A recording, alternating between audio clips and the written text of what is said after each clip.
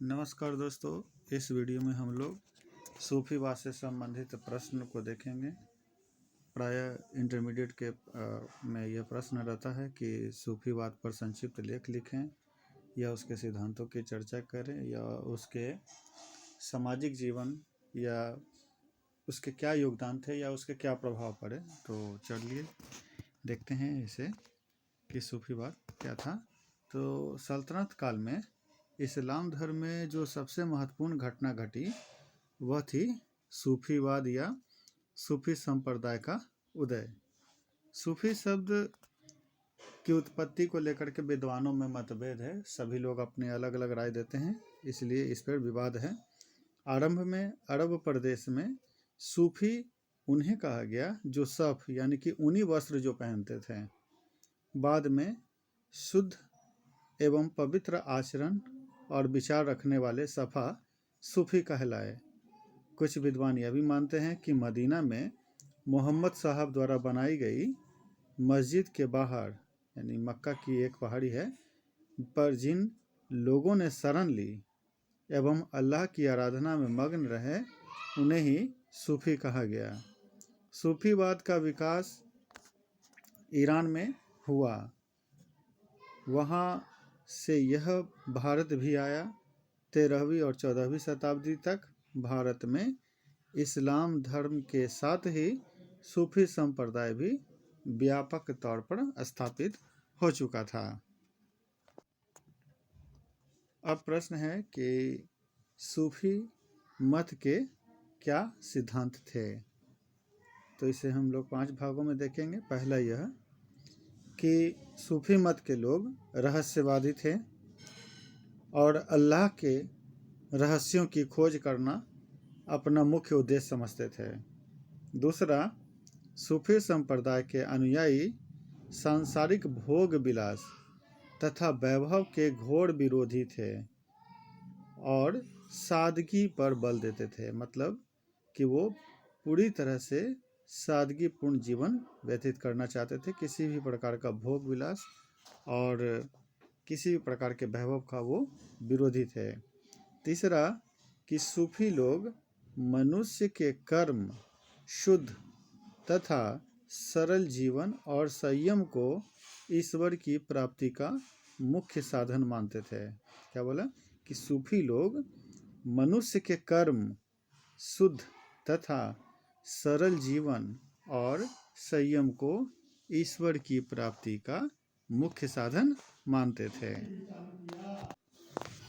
अगला पॉइंट है कि सूफी संप्रदाय एकेश्वरवादी था। एकेश्वर मतलब एक ईश्वर में विश्वास करने वाला एकेश्वरवादी कहलाता है। तो सूफी संप्रदाय के लोग एकेश्वरवादी थे। वह अल्लाह की एकता में विश्वास रखते थे और तथा मुक्ति का उपदेश देते थे। सूफी संप्रदाय के अनुयायी, अगला पॉइंट है, सूफी संप्रदाय के अनुयायी मानवता की सेवा पर विशेष जोर देते थे। उनका विश्वास था कि मानवता की सेवा से ईश्वर की प्राप्ति होती है। तो इस तरह से सूफी संप्रदाय के यह सिद्धांत थे। एक विचार यह भी है कि आखिर सूफी संप्रदाय हमारे भारत में क्यों आया। तो इसके पीछे है कि जब भारत में हम देखते हैं कि एक तरफ हमारे हिंदू धर्म में कट्टरपंथ, अंधविश्वास का बोलबाला था, वहीं मुस्लिम समाज में भी कट्टरपंथी विचारधारा वाले लोग थे जो दोनों में वैमनस्यता को या सामाजिक जीवन को बिगाड़ कर रख रहे थे। तो ऐसी स्थिति में दोनों के बीच सामंजस्य स्थापित करने, जीवन में शांति लाने, भाईचारा लाने के उद्देश्य से सूफी आंदोलन अथवा भक्ति आंदोलन का प्रचार प्रसार हुआ और इसका हमारे भारतीय समाज पर व्यापक प्रभाव भी पड़ा। तो हम अब इसके व्यापक प्रभावों की चर्चा करें कि आखिर इन आंदोलनों ने भारत में इसका क्या प्रभाव छोड़ा। सूफी मत के प्रभाव की गणना कीजिए। तो पहला है कि हिंदू समाज में पहले की अपेक्षा निम्न वर्ग के साथ अच्छा व्यवहार होने लगा। हम देखते हैं कि आदिकाल मतलब कि वैदिक काल हो या फिर आने वाले समयों में हमारे समाज में 4 वर्ण विभाजित हुए। 4 वर्ण में जो शूद्र वर्ण था उनके साथ अच्छा बर्ताव नहीं किया जाता था, लेकिन इस सूफी मत के प्रभाव से हमारे समाज में निम्न वर्ग को भी एक अच्छा जीवन जीने का या उनके साथ अच्छे व्यवहार करने का मौका मिला और वे उनके समाज में भी स्थिति सुधरी। दूसरा है, इस्लाम धर्म में हिंदू धर्म की अच्छी बातों को स्थान दिया जाने लगा। इस्लाम धर्म में हिंदू धर्म की जो अच्छी बातें थी उसे अपनाया गया। भारतीय सभ्यता तथा संस्कृति ने इस्लाम को प्रभावित किया और मुसलमानों ने हिंदू रीति रिवाजों को अपनाना आरंभ कर दिया।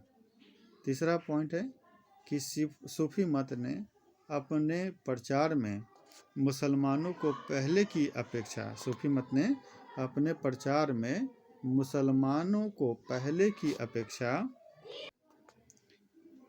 अधिक उदार बनने में सहयोग दिया। मुसलमान हिंदुओं को अपने समान समझने लगे, आपसी बैर भाव दूर हुआ और एकता की भावना को बल मिला। चौथा पॉइंट है कि सम्राट अकबर की धार्मिक सहनशीलता की नीति तथा राजपूतों से विवाह संबंध हिंदुओं को राज्य के उच्च तथा महत्वपूर्ण पद प्रदान करना जैसे कार्य सूफी मत पर उसकी निष्ठा के ही परिणाम थे। सूफी आंदोलन ने भारत की स्थापत्य कला को भी प्रभावित किया। संतों की समाधियों पर अनेक भव्य भवन जो हैं खड़े किए गए। अजमेर में शेख मोइनुद्दीन चिश्ती की दरगाह तथा दिल्ली में निजामुद्दीन औलिया का मकबरा कला की दृष्टि से बहुत ही महत्वपूर्ण है। छठा है, सूफी आंदोलन का भारतीय साहित्य पर भी अच्छा प्रभाव पड़ा। जायसी ने पद्मावत तथा अन्य रचनाएं की। खुसरो ने अनेक काव्य ग्रंथ लिखे। निसंदेह सूफी संतों की भारतीय समाज को यह बहुत बड़ी देन थी। तो इस तरह से हमने सूफी आंदोलन पर एक संक्षिप्त टिप्पणी का उल्लेख किया जो 5 नंबर से संबंधित क्वेश्चन पूछा जाता है। मुझे उम्मीद है कि इसे सुनकर आपको काफ़ी फ़ायदा पहुंचेगा। धन्यवाद।